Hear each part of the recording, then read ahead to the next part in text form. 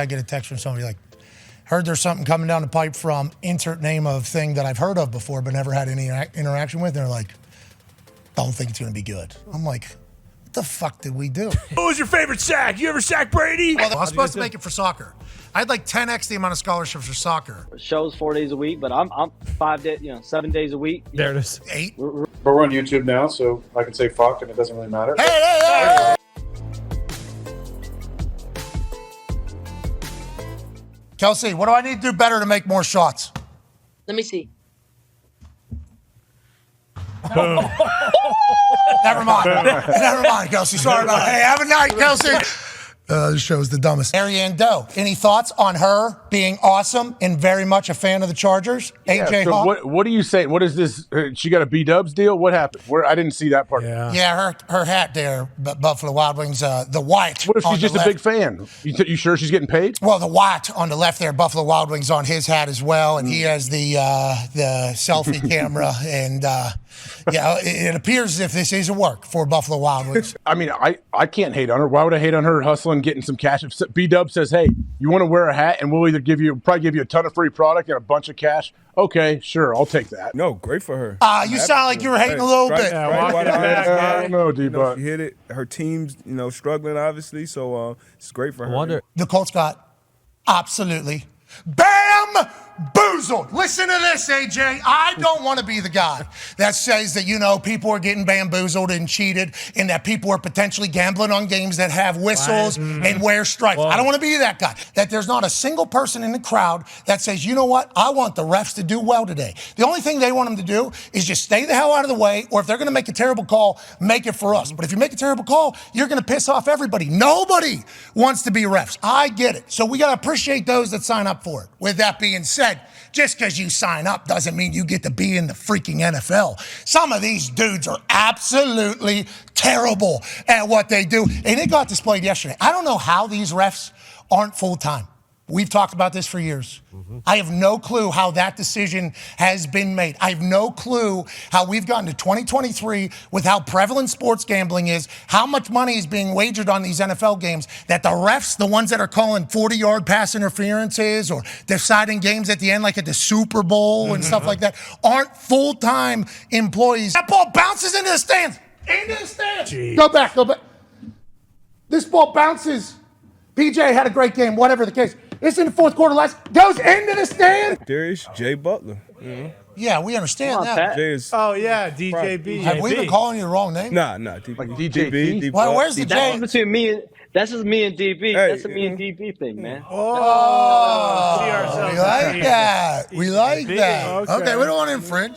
Players are trying to see how this in-season tournament goes. But you know what? You know who this tournament will be great for? It's not listen, I don't know if LeBron James, Steph Curry, Kevin Durant, I'm not sure if those guys are waking up for the in-season tournament. I mean, all respect to the in-season tournament. I think those guys have won championships. They're trying to win a ring.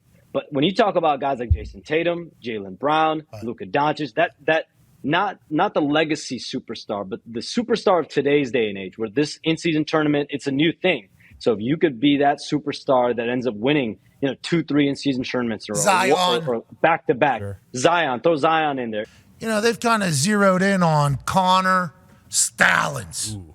Connor Stallings, ex-captain in the Marine Corps, I do believe. That's right. He has been hired by Michigan over the years, and they seized his computer, allegedly. Uh-oh. He has been the one that has been linked to being the guy that has set up the sign-stealing operation, if you're reading all the narratives and tea leaves coming from Pete Thamel. Now he's saying, this guy's bought tickets for more than 30 games at 11 Big Ten schools over the past 3 years. Also, video evidence of sideline taping is expected to be sent to the NCAA this week, caught by stadium surveillance around the Big Ten. Now, there's a counter-argument to this that Connor, former captain in the Marine Corps, also was buying tickets for maybe military vets around Big Ten schools, trying to represent Michigan in that particular way, which might be the case. But what they're alluding to is that this guy was the chief operating officer of the sign-stealing operation, and I'm fascinated to see what video evidence gets turned in. How would humans that were doing this act? Now, you can't always get into the mind of people, especially Michigan people.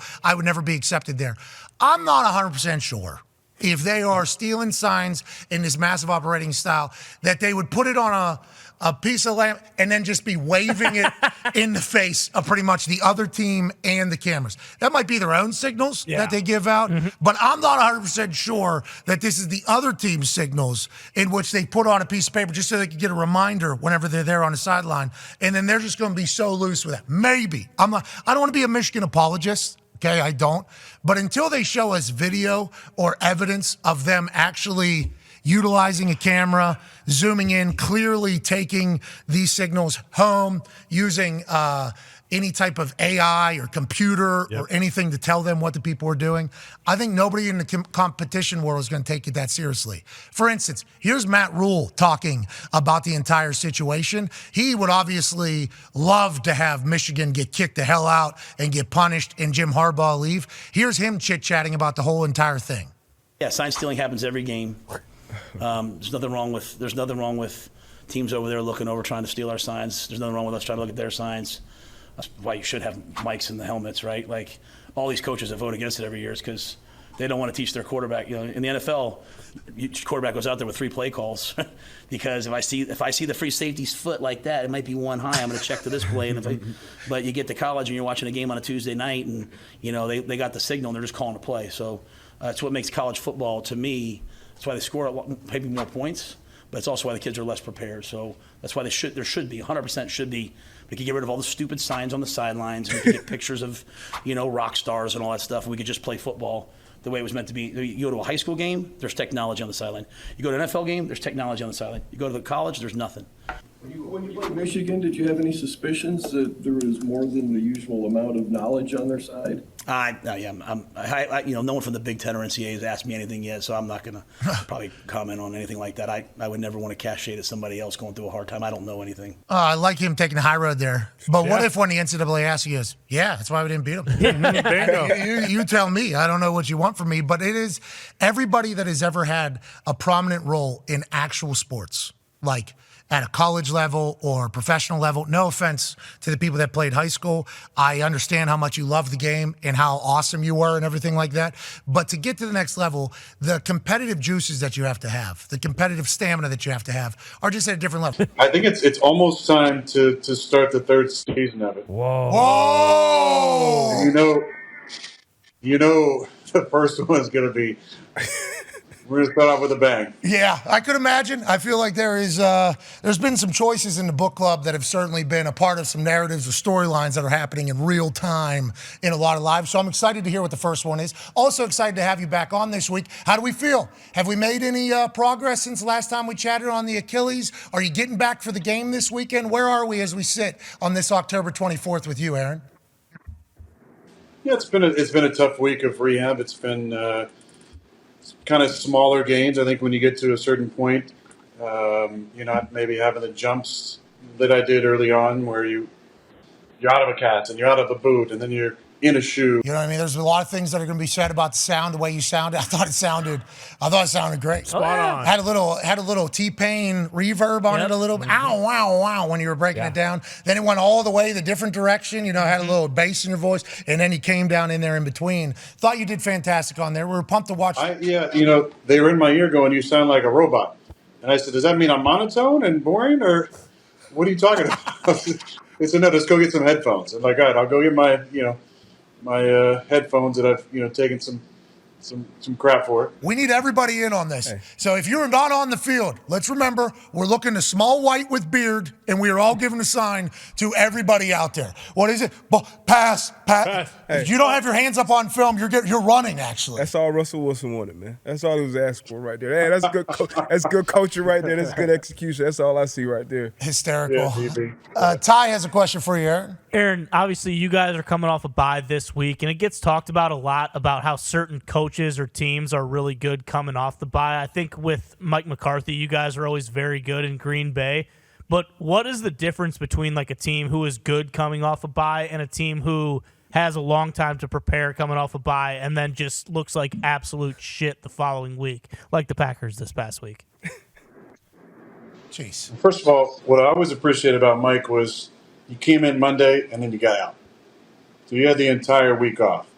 I think that's really, really important. That's why I was telling our guys and thankfully we won against Philly, and Woody changed his tune and allowed the guys to get out on Monday. But I feel like it's important to get the guys out of the building, get them out, get them refreshed, let them reset, let them get away from it. That's first and foremost. We're not at birthday party territory yet. Wait till you get to like kids' birthday party territory. We just went to one the other day, and it's a new world. Never been in this one before. A lot of this, a lot of this.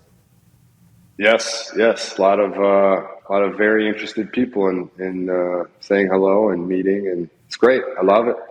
Just be a normal dad, JJ. Yeah. Okay, play it cool. Oh, Sign JJ, will you autographs. sign my kid? JJ, please. What was your favorite sack? You ever sack Brady? Well, they're also all going like this. You know what I mean? I bet you there's. What do you think about this tush push, huh? How about this tush push play? What do you think? Small talk like JJ Watt. Oh my God. I got an interesting thing that you guys can relate to here, and I'm fascinated to hear your thoughts. So at the height of it, 2014, 2015, when I was playing my best ball, I was trying to find literally any edge I could possibly find. And this confidence that we're talking about is one of the biggest things. And pregame songs and everything is so important. And 20% luck, 50% skill, 20% power. So I had this idea. And I was literally trying to find any little edge I could find. I had this idea that at the end of the season, I would not listen to any song on my pregame playlist until the next season started, because I wanted that mentality to kick back in at the same time next year, and I didn't want it to fade. So once I kicked those songs back on, I wanted it to be right back to it. So I didn't get to listen to Eminem "Lose Yourself" for 6 months. Oh, I don't know how you did that, especially at that time. Did it work? No, didn't work. So, actually hated the songs. No. Yeah, it turned out. No, I got hurt. I got hurt that year, so it didn't work. 6 months. A lot of wasted time. Could have been listening to great music. Just wasted it. Yeah, it also could have got jacked up for those lifts, Could have got better. I actually got rid of all of my pump-up music. How I keep score, though, is I'm like, got 2 birdies today, had a par, and then what you do for the other 6. That could have been any. That's how I play. And people don't love it, but I'm having a great time out there. And also, I'm never finishing 9 holes either. It's 6, 7 holes, and then I'm probably out of there. So never finishing. I'm kind of... Buddy, who has never the time? finishing 9 holes? Who has the time, JJ? It's so long out there. Let alone if you're waiting behind somebody and then there's people on your ass. It's I get very uncomfortable. I can't do it. But it would be great to just be able to sit out there in Arizona, hike up Camelback Mountain, have yourself a little Aussie eye, do your thing, and then go out there with John Rahm and hit the Phoenician. Hockey is, Americans, when we have a superstar, we got to applaud the shit out of them, and that is you. You went to Europe before you went to the NHL to kind of get a taste of what professional hockey is like. How vital was that for you, and how do you think we continue to create American superstars in hockey, Auston? I mean, I think they're coming. I mean, we've got lots of great young guys. I mean, look at Jack Hughes, who's come up, and I went over to Switzerland to play in my draft year, so I was lucky to go over there, play against some pros, some ex-NHL players, and just kind of gain some experience. And I loved it over there. If I had to do it all over again, I absolutely would. But I think USA hockey's come a long way, and there's a lot of young talent, a lot of guys coming through the ranks that are a lot of fun to watch, that are extremely talented, that are just kind of taking the league by storm. When you got drafted to Toronto, did you know the pressures that would come alongside the hockey town that is that city? I had an idea. I think a lot of people just kind of let me know how it was going to be, but it's hard to really realize it until you experience it. But it definitely comes with a lot. But I've loved my time in Toronto. I love the fans. The city's great. I've been fortunate to play and have great teammates along the way. So it's been a really special ride, and I've enjoyed every minute of it. Yeah, we need you in Pittsburgh. Connor has a question for you, Auston. Yeah, Auston, obviously you are a massive superstar. I mean, you're one of the faces of the NHL, but we were talking about it before the show. Sometimes if, you're out in public with your boy Justin Bieber, they basically make you feel like a schlub. They're not even showing you on the broadcast. His driver. It's ridiculous. But does that not get under your skin, or does it more so kind of make you wonder, why aren't I being kind of held in that upper echelon. I mean, even Sidney Crosby, there's videos of him walking through New York and no one knows who the hell he is. Does that ever kind of get to you, or do you guys think about that or talk about that in the locker room?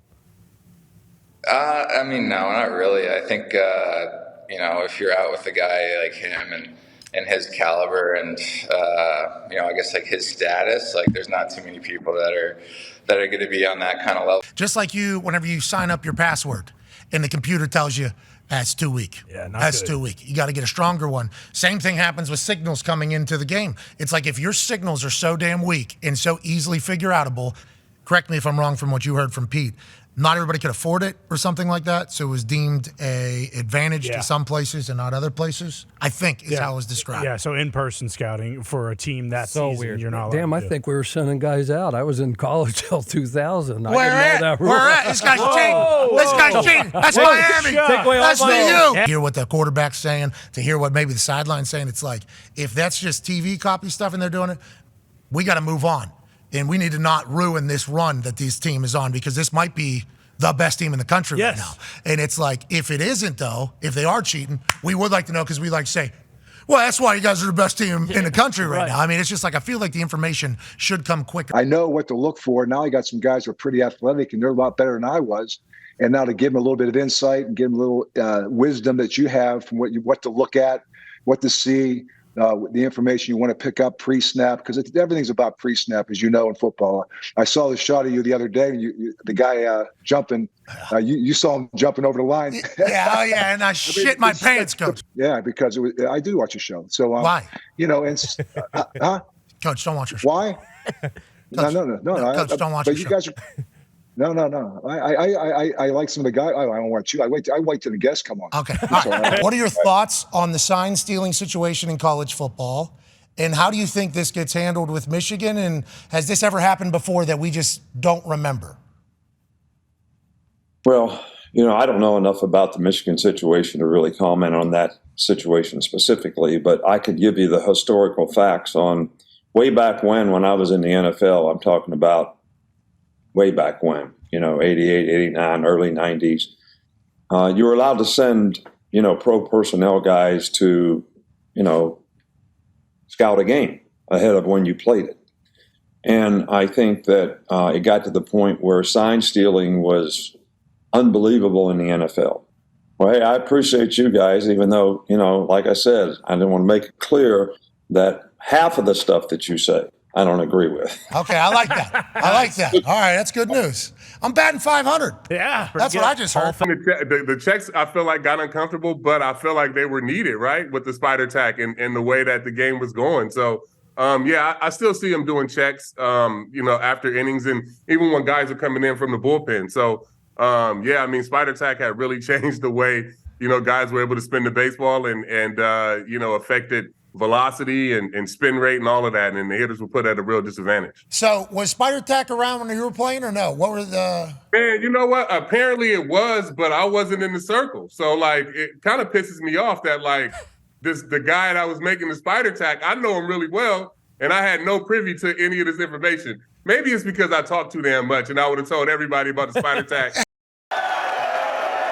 Alex. Hey. Alex.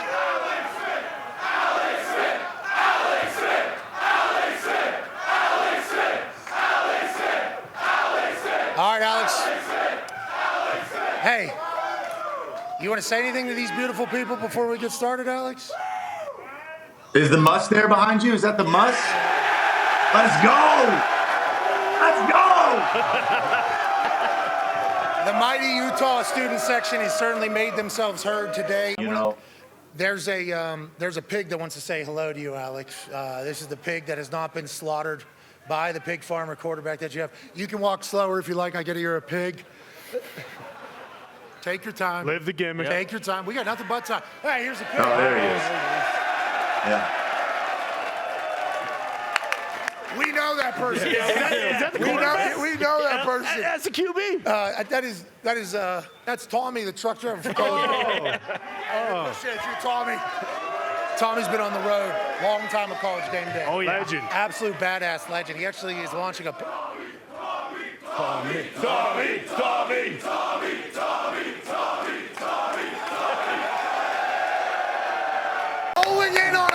Italy right now. An absolute dog of a head coach for Utah. Ladies and gentlemen, Pac-12 champion, head coach of the Utah Utes football team. Pulling in on a Harley-Davidson Sportster, I do believe. I'm a street glide myself. Coach Kyle Whittingham.